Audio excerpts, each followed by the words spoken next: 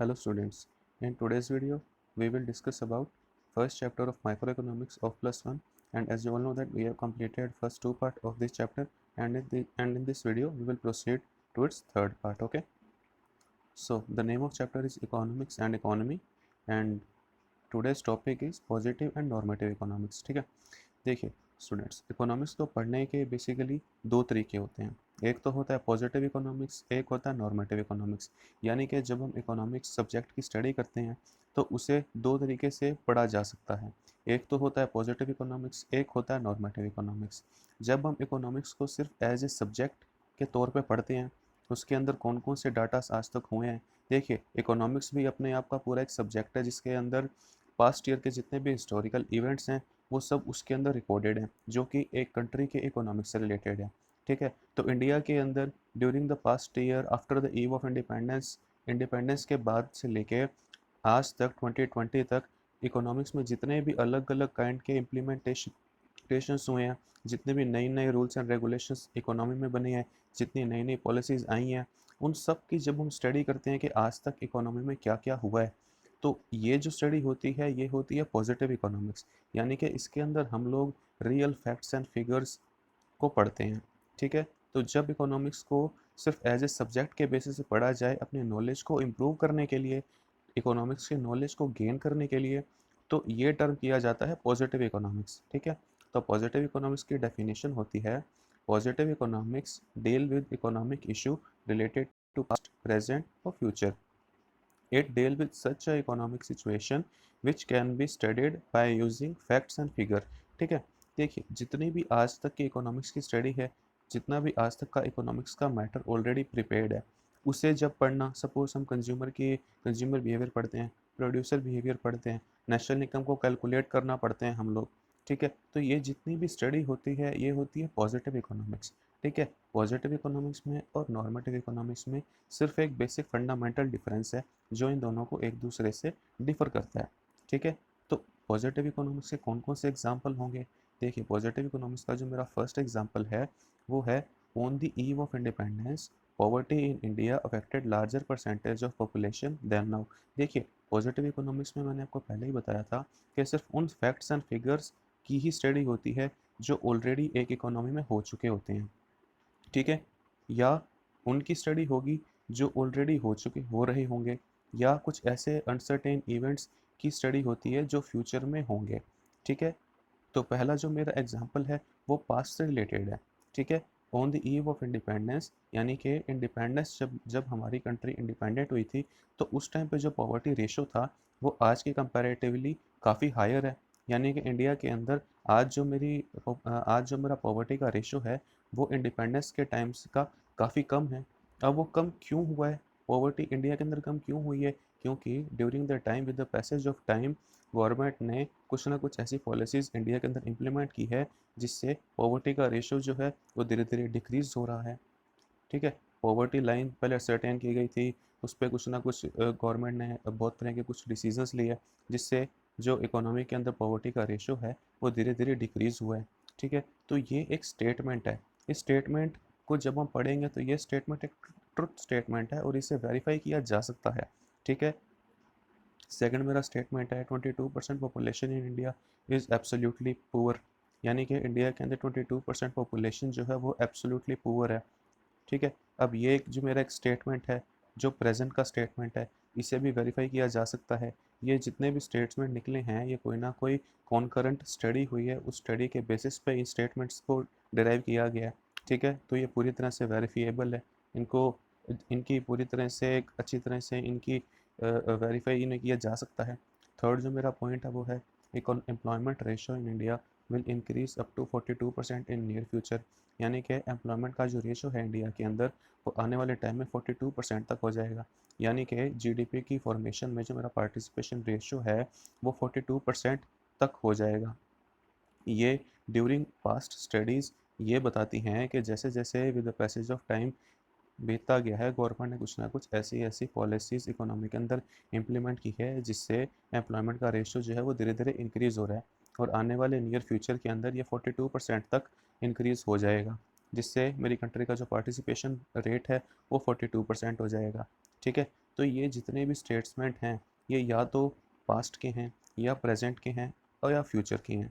ठीक है, ये इन सभी स्टेटमेंट को वेरीफाई किया जा सकता है। ये स्टेटमेंट्स पूरी तरह से ट्रुथ होते हैं। ठीक है, तो एक इकोनॉमी की सिचुएशन को समझने के लिए जब हम इकोनॉमिक्स की स्टडी करते हैं कि उसकी क्या सिचुएशन है, उसकी क्या पोजीशन है, कौन कौन से पास्ट के इवेंट्स उस इकोनॉमी में हुए हैं और प्रेजेंट के अंदर कौन कौन से गवर्नमेंट एक्टिविटी से उस इकोनॉमी में चेंजेस आ रहे हैं और फ्यूचर के अंदर कौन कौन से चेंजेस आने पॉसिबल हैं, जब हम इन सब चीज़ों की स्टडी करते हैं तो ये होता है पॉजिटिव इकोनॉमिक्स। ठीक है, एक कंक्लूजन भी इससे डिराइव किया जा सकता है, वो है all these observation are element of positive economics. Thus positive economics is the economics of what was, what is and what would be। यानी कि what was यानी कि हिस्टोरिकल इवेंट्स कौन कौन से हुए थे, what is यानी कि अब कौन कौन से इवेंट कौन करंट हो रहे हैं, और what would be और आने के कौन कौन से इवेंट फ्यूचर के अंदर होने की पॉसिबिलिटीज़ हैं। जब हम इन सब चीज़ों को पढ़ते हैं इसका मतलब होता है कि हम पॉजिटिव इकोनॉमिक्स के एलिमेंट्स को स्टडी कर रहे हैं। ठीक है, अब कैरेक्टरिस्टिक्स ऑफ पॉजिटिव इकोनॉमिक्स की देख लेते हैं कि पॉजिटिव इकोनॉमिक्स के कौन कौन से कैरेक्टरिस्टिक्स होते हैं। ठीक है, सबसे पहला कैरेक्टरिस्टिक्स है these statement highlight the nature and extent of economic problem और analysis the economic behaviour of the people related to past present और फ्यूचर। ये जितने भी स्टेटमेंट होते हैं एक इकोनॉमी में जितने भी पर्सनस हैं उनके बिहेवियर को स्टडी करता है। अब उन पास्ट में क्या हो रहा था, प्रेजेंट में क्या हो रहा है और फ्यूचर में क्या होने की पॉसिबिलिटीज़ हैं, जब इन सब चीज़ों को स्टडी किया जाता है तो ये पॉजिटिव इकोनॉमिक्स की स्टडी होता है। ठीक है, सेकंड पॉइंट है मेरा the statements are verifiable for truth. इन स्टेटमेंट की अच्छी तरह से वेरिफिकेशन की जा सकती है, इनको अच्छी तरह से वेरीफाई किया जा सकता है और ये स्टेटमेंट हमेशा ट्रुथ ही होते हैं, क्योंकि जितने भी पास्ट में हो चुके हैं वो तो वैसे ही यूनिवर्सल ट्रुथ है और प्रेजेंट में जो जो सिचुएशन जो जो इवेंट्स हो रहे हैं वो भी रिकॉर्डेड हो जाएंगे तो वो भी तो ट्रुथ ही है। और उनसे और अब तक जितने भी इवेंट्स इकोनॉमी में हुए हैं उनसे कुछ कंक्लूजन्स निकलते हैं, वो कंक्लूजन्स हम फ्यूचर में भी तो इम्प्लाई कर ही सकते हैं ना, हम फ्यूचर को थोड़ा बहुत एस्टिमेट तो कर ही सकते हैं अब तक जो डाटाज या फिगर्स हमारे पास हैं उनसे। ठीक है, और सी पॉइंट मेरा कहता है these statement do not reflect any value judgement और ओपिनियन ऑफ द इकोनॉमिस्ट। ये जितने भी स्टेटमेंट होते हैं ये किसी भी तरह का कोई वैल्यू जजमेंट और ओपिनियन शो नहीं करते हैं। ठीक है, ये मेरा सबसे बड़ा डिफरेंस है पॉजिटिव इकोनॉमिक्स का और नॉर्मेटिव इकोनॉमिक्स का, कि ये ऐसे स्टेटमेंट होते हैं जिनको पढ़ के किसी भी तरह का कोई ओपिनियन या कोई भी वैल्यू जजमेंट्स नहीं लगाए जा सकते इकोनॉमिक्स पर। ठीक है, अब ये ओपिनियन इकोनॉमिक्स का कैसे होता है या जब हम नॉर्मेटिव इकोनॉमिक्स पढ़ेंगे तब हमें समझ में आएगा कि इनका बेसिक डिफरेंस होता क्या। ठीक है, अब हम चलते हैं नॉर्मेटिव इकोनॉमिक्स पे। तो देखिए point B, normative economics is the economics of what ought to be. It deal with the opinion of economics related to economic issues और इकोनॉमिक प्रॉब्लम। ठीक है, नॉर्मेटिव इकोनॉमिक्स होता है जितने भी बड़े बड़े इंडिया के अंदर आज इकोनॉमिस्ट बैठे हैं सेंटर के अंदर, वो इंडिया की आज की इकोनॉमी के अंदर जितनी भी प्रॉब्लम्स हैं उन सभी प्रॉब्लम्स को अच्छे से स्टडी करेंगे।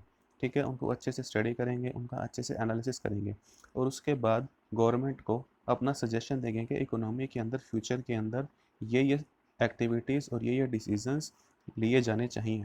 वो गवर्नमेंट को सजेशन देंगे, गवर्नमेंट को अपना ओपिनियन देंगे। देखिए क्या होता है एक इकोनॉमी के अंदर जब कभी कोई भी इकोनॉमिक प्रॉब्लम आती है तो गवर्नमेंट एक स्पेशल कमेटी बना देती है उस प्रॉब्लम को रिजॉल्व करने के लिए। फिर वो कमेटी कुछ टाइम तक उस इकोनॉमिक प्रॉब्लम को स्टडी करती है, उस पर अच्छा सा एनालिसिस करती है और फिर गवर्नमेंट को अपने सजेशंस बताती है कि अगर इस इकोनॉमिक प्रॉब्लम को सॉर्ट आउट करना है तो गवर्नमेंट को ये पॉलिसीज़ ये प्रोग्राम्स इकोनॉमी के अंदर स्टार्ट करने चाहिए।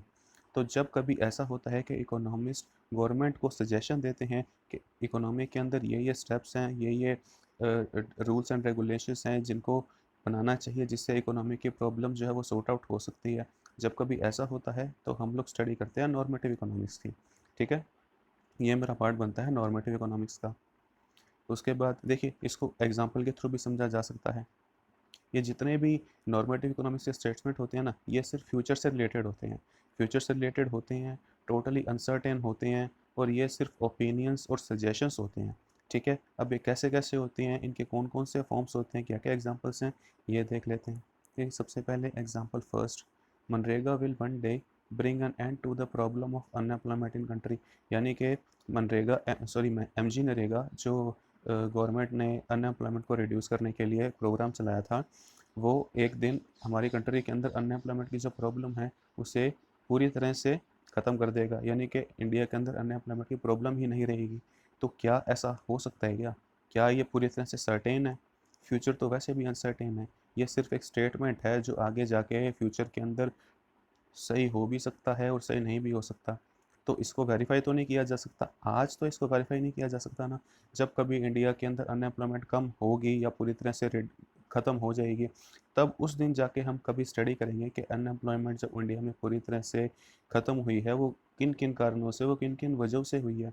तो उस दिन जाके हमें पता चलेगा कि क्या अनएम्प्लॉयमेंट MG नरेगा की वजह से ख़त्म हुई है। आज तो हम लोग इस चीज़ को वेरीफाई नहीं कर सकते, ये सिर्फ एक सजेशन है, ये सिर्फ एक ओपिनियन है जो कि फ्यूचर से रिलेटेड है और पूरी तरह से अनसर्टेन है। इसको किसी भी तरह से वेरीफाई नहीं किया जा सकता, तो ये नॉर्मेटिव इकोनॉमिक्स का पार्ट बनता है। ठीक है, सेकंड पॉइंट है मेरा, MG NREGA is just a program of financial aid to the unemployed people in rural area. It will make the people parasitic and life long dependent. ठीक है, MG नरेगा जो है वो एक ऐसा प्रोग्राम है जो लोगों को, जो अनएम्प्लॉयड लोग हैं उनको सिर्फ फाइनेंशियल एड दे रहा है। ठीक है, फाइनेंशियल एड दे रहा है जिससे उनकी प्रोडक्टिविटी जो है और उनकी काम करने की जो टेंडेंसी है वो पूरी तरह से ख़त्म हो चुकी है। कई इकोनॉमिस्ट हैं जो MG नरेगा जो एक पॉलिसी है गवर्नमेंट की उसको सही नहीं मानते हैं, उसके अपोज में बोलते हैं और ये कहते हैं कि MG नरेगा पॉलिसी को गवर्नमेंट को बंद कर देना चाहिए। वो क्यों बोलते हैं? वो इस वजह से बोलते हैं कि सिर्फ ये जो पॉलिसी है गवर्नमेंट की, ये सिर्फ लोगों, अनएम्प्लॉयड लोगों को फाइनेंशियल एड ही तो दे रही है, उनकी प्रोडक्टिविटी इंक्रीज़ नहीं हो रही है, किसी भी तरह का प्रोडक्शन एक्टिविटी के अंदर उनका कोई कंट्रीब्यूशन है नहीं। तो इसे तो बंद कर देना चाहिए क्योंकि इसकी वजह से लोग पैरासाइटिक हो जाएंगे और लाइफ लोग डिपेंडेंट हो जाएंगे। तो ये भी तो फ्यूचर का ही है, ये स्टेटमेंट फ्यूचर से रिलेटेड है। ऐसा भी तो हो सकता है कि ऐसा ना हो, लोग डिपेंडेंट ना हो, लोग पैरासाइट ना हो और धीरे धीरे कुछ ऐसी नई स्कीम्स आ जाए, कुछ ऐसी नई पॉलिसीज़ आ जाएँ जिनसे ये लोग प्रोडक्शन एक्टिविटी के अंदर भी अपना कंट्रीब्यूशन देने लगें। तो ये जो करंट जो स्टेटमेंट है मेरा, ये पूरी तरह से ट्रू तो नहीं है। हाँ, मे बी ट्रू हो सकता है, लेकिन ऐसा भी तो हो सकता है कि ट्रू ना हो। इसे वेरीफाई नहीं किया जा सकता, इसीलिए नॉर्मेटिव इकोनॉमिक्स का पार्ट है। ठीक है, थर्ड पॉइंट देखिए, MG NREGA uses tax payer money and should therefore be stopped. यानी कि MG नरेगा है, ये टैक्स पेयर का पैसा यूज़ करती है।